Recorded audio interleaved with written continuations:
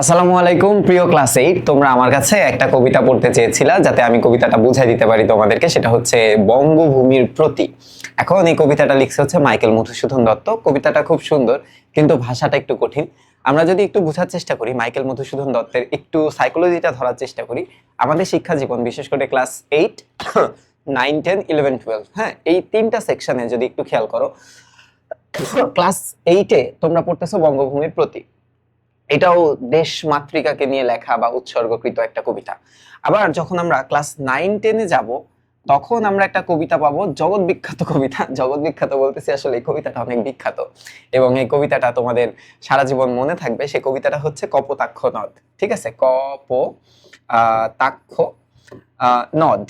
এর পরবর্তীতে তিনি 11-12 অর্থাৎ ফার্স্ট ইয়ার এবং সেকেন্ড ইয়ারে উঠলে বাংলা বইতে আমরা বিভীষণের প্রতি মেঘনাদ নামে একটা কবিতা পাবো। হ্যাঁ, বিভীষণের প্রতি মেঘনাদ, ওকে, এই নামে একটা কবিতা পাবো। এটা লেখার কারণটা কি, আসলে আমি এটা কেন বললাম, এটার একটা কারণ আছে।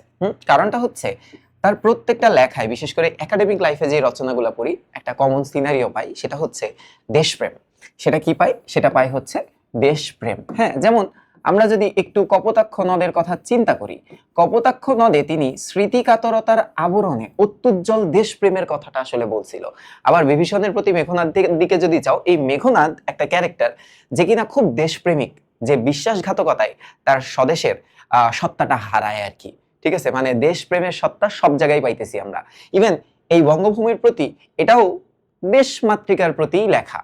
তো মাইকেল মধুসূদন দত্তের লাইফটা আসলে একটু অন্যরকম ছিল। আমরা যদি দেখি 1824 সালে জন্মগ্রহণ করেন, 1843 সালে তিনি হিন্দু ধর্ম ছেড়ে খ্রিস্টান ধর্মে ধর্মান্তরিত হয়। তার আসলে পাশ্চাত্য ধরানার সাহিত্যের প্রতি প্রবল আগ্রহ ছিল এবং একটা টাইমে তিনি দেশ ছেড়ে বিদেশে পাড়ি দেন এবং সেখানে যে তিনি আসলে খুবই আফসোস এবং এটা কি বলে তোমার হচ্ছে, মানে খুবই গিল্ট ফিল হয় তার মনের ভিতরে যে সে কি কাজটা করলো, স্বদেশকে ছাড়া কি তার উচিত হয়েছে এবং স্বদেশ কি কোনো কারণে তাকে কখনো মনে রাখবে।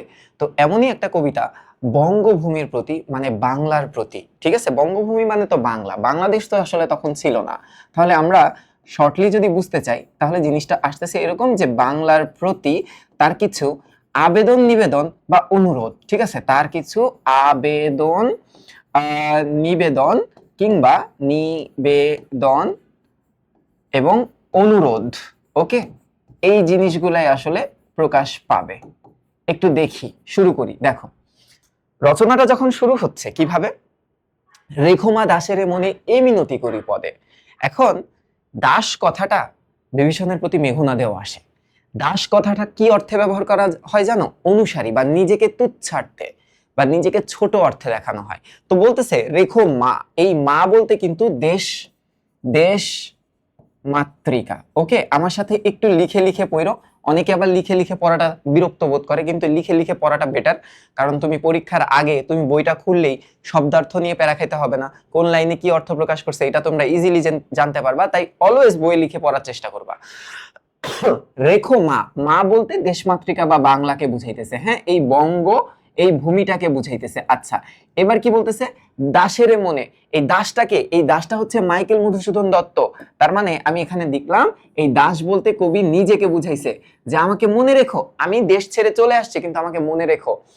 এ মিনতি করি পদে পদে, পদে মানে কি? এ মিনতি অর্থাৎ এই অনুরোধ, এই অনুরোধ করি, ওকে, করি তোমার পায়ে, তোমার চরণে, তোমার চরণে। মানে সে রিকোয়েস্ট করছে দেশ মাতৃকাকে যে প্লিজ আমাকে ভুইলো না, আমি তোমাকে ছেড়ে চলে আসছি কিন্তু আমাকে মনে রেখো তুমি।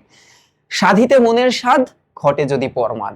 সাধিতে মনের স্বাদ, এই কথাটার অর্থটা আসলে কি দাঁড়ায় তোমরা দয়া করে একটু এই সাইডটাতে লেখো।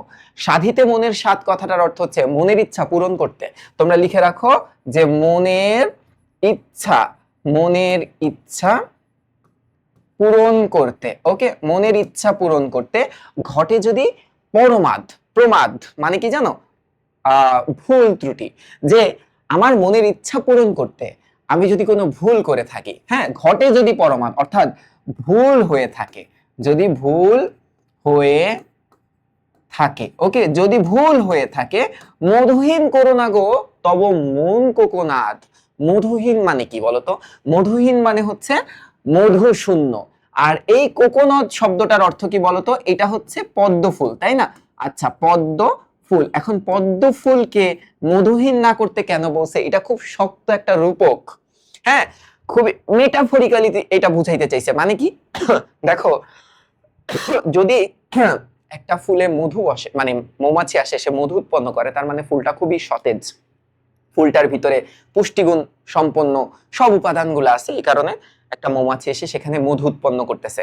এখন যদি কোনো ফুলে মধু না হয়, তার মানে ফুলটা অনেক শুষ্ক, বা ফুলটা অনেক মরা, ফুলটা অনেক পচে গেছে।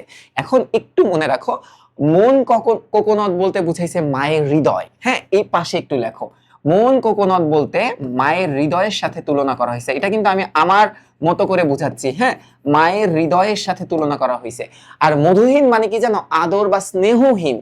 আদর বা স্নেহহীন, আদর বা স্নেহহীন। এইবার তোমরা একটু মিলানোর চেষ্টা করো। বলতেছে আমি আমার মনের ইচ্ছা পূরণ করতে, ধরো আমি দেশ ছেড়ে চলে আসছি, এটা আমার মনের ইচ্ছা পূরণ করতে আমি আসছি, কিন্তু মা এটা ভুলে হয়েছে, মানে আমি ভুল করে কোনো ভুল করে ফেলছি, এটার কারণে তুমি আমাকে স্নেহহীন বা আদরহীন করে দিও না, তোমার থেকে দূরে রেখো না আমাকে, আমাকে তুমি স্মরণ করো, আমাকে তুমি আদর করো। তাই বলছে মধুহীন করো না গো তব মন কোকোনদে। প্রবাসে দৈবের বসে। দৈবের বসে মানে কি? পাশে লিখে রাখো, ভাগ্যের পরিহাসে। ভাগ্যের পরিহাসে, দৈবের বসে বলতে বুঝাইছে ভাগ্যের পরিহাসে। সে প্রবাসে ছিল না, সে বিদেশে ছিল, ফ্রান্সের ভার্সেই নগরীতে অনেকদিন ছিল। বলতেছে প্রবাসে দৈবের বসে জীবন তারা বা জীব তারা যদি খসে, অর্থাৎ যদি আমার মরণও ঘটে, মরণ ও ঘটে।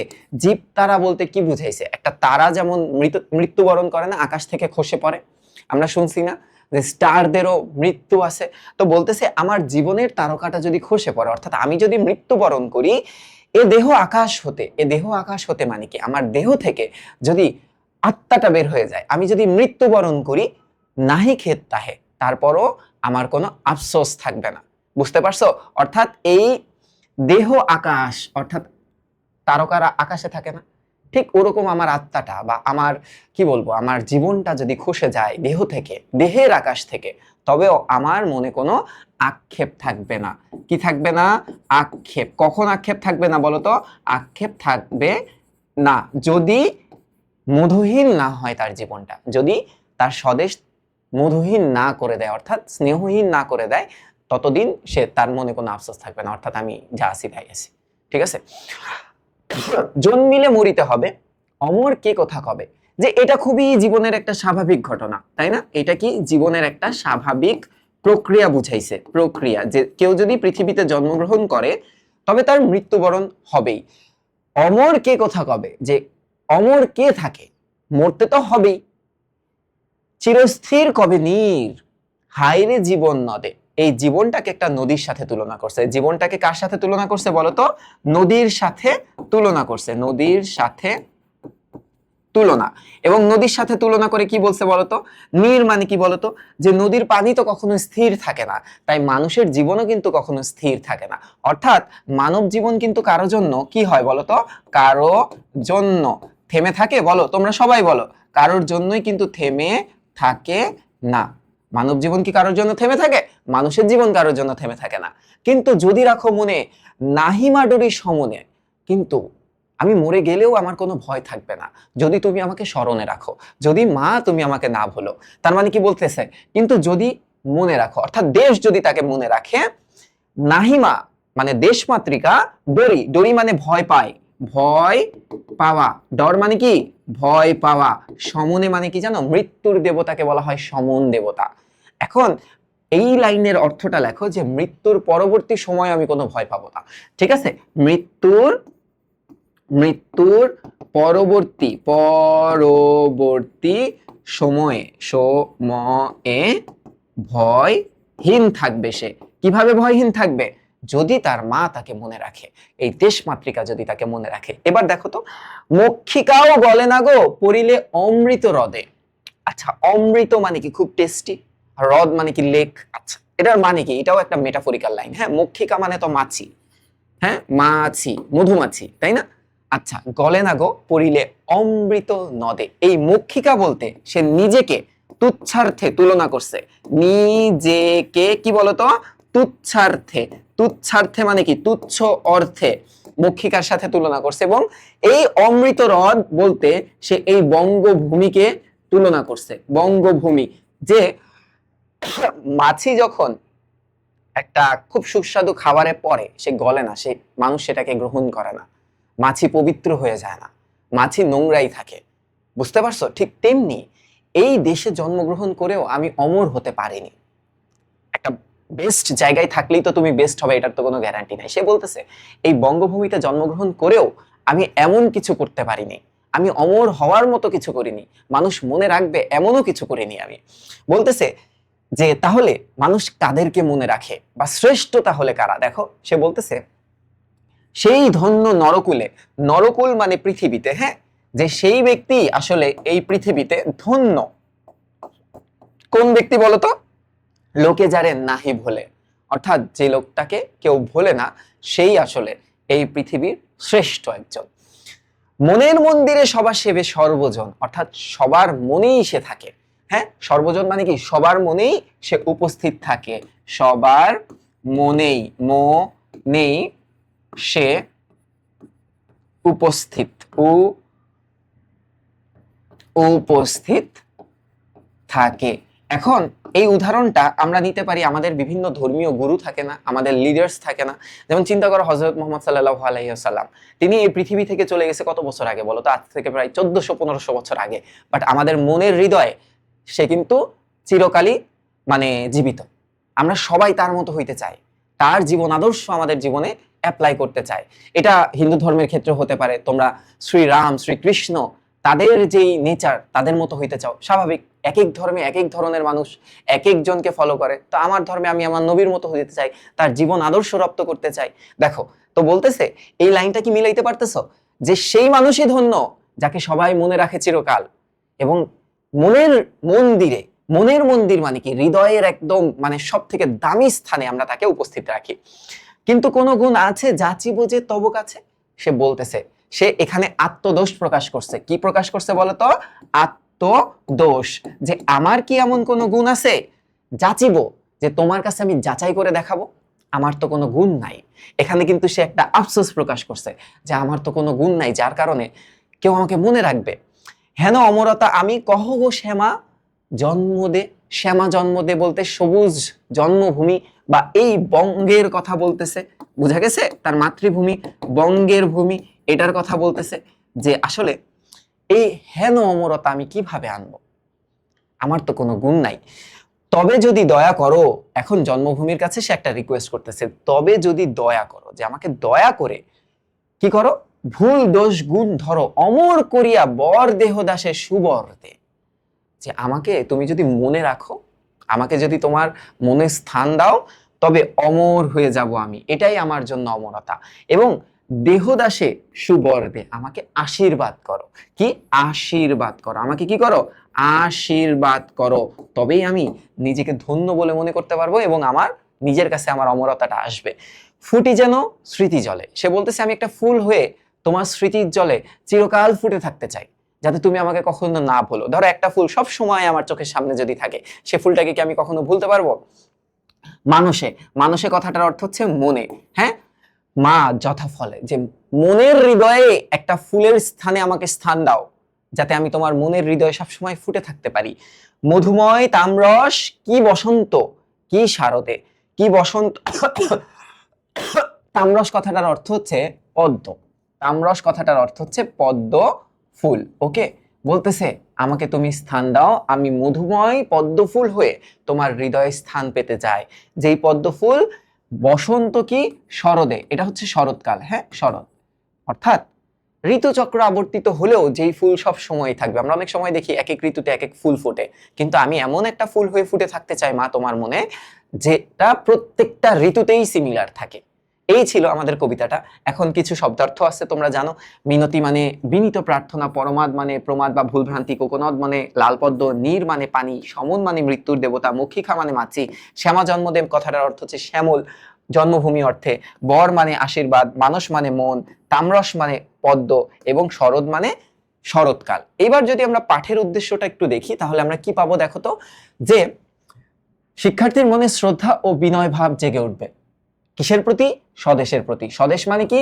স্বদেশ মানে হচ্ছে নিজ দেশ। ওকে, নিজ দেশের প্রতি। বিদেশে ঐশ্বর্য ও জৌলুস সত্ত্বেও নিজ দেশের প্রতি যে মনের গভীর মমত্ববোধ বা আগ্রহবোধ সেটা এখানে সৃষ্টি হবে। এবার দেখো মাইকেল মধুসূদন দত্ত রচিত কয়েকটি গীতিকাব্য। গীতিকাব্যকে বলা হয় lyric poetry. Lyric poetry, lyric পোয়েট্রিগুলো আকারে ছোট হয়, বুঝছো? আরেক ধরনের পোয়েট্রি আছে যেটাকে এপিক পোয়েট্রি বলা হয়, যেটা বড় ক্লাসে তোমাদেরকে আমি শিখিয়ে থাকি। সেটা হচ্ছে মহাকাব্য। যেমন একটি বঙ্গভূমির প্রতি, এই কবিতায় স্বদেশের প্রতি কবির শ্রদ্ধাবোধ, একাগ্রতা তীব্রভাবে প্রকাশিত হয়েছে। একাগ্রতা মানে হচ্ছে মানে কি বলবো, দেশের প্রতি অনুসার, হ্যাঁ, অনুরাগ, ভালোবাসা, অনুরাগ বা ভালোবাসা প্রকাশ পেয়েছে। দেশকে কবি মা হিসেবে কল্পনা করে নিজেকে ভেবেছেন তার সন্তান। প্রবাসী মধুসূদন ভেবেছে মা যেন তার সন্তানের কোনো দোষ মনে না রাখে, দেশমাতৃকাও তার সব দোষ ক্ষমা করে দেবেন। অবশ্য তিনি বিনয়ের সঙ্গে এও বলে গেছেন তার এমন কোনো মহৎ গুণ নেই যে কারণে তিনি স্মরণীয় হতে পারেন। বিনয়ী কবিতায় দেশমাতৃকার কাছে এই বলে প্রণতি জানাচ্ছেন বা রিকোয়েস্ট জানাচ্ছেন তিনি যেন দেশমাতৃকার স্মৃতিতে পদ্ম ফুলের মতো ফুটে থাকতে পারে। তাহলে ডান। আশা করি তোমাদের ক্লাসটা অনেক ভালো লাগছে এবং তোমাদের কোয়েশ্চেন যেই মানে পড়তে যে কোয়েশ্চেনগুলো মনে আসছে সেগুলো দূর হবে এবং সেগুলোর অ্যান্সার তোমরা দিতে পারবে এবং কবিতাটা পড়ে তোমরা এনজয় করছো। তোমরা একটু কমেন্টে বলো আমাকে যে এর পরবর্তীতে তোমরা কি কি টপিক চাও। আমি তোমাদের প্রত্যেকটা টপিকের ওপর খুব সুন্দর স্পেসিফিক এভাবে ছোট ছোট ক্লাস রেকর্ড করে দিতে থাকবো। আসসালামু আলাইকুম, ভালো থাকো, সুস্থ থাকো।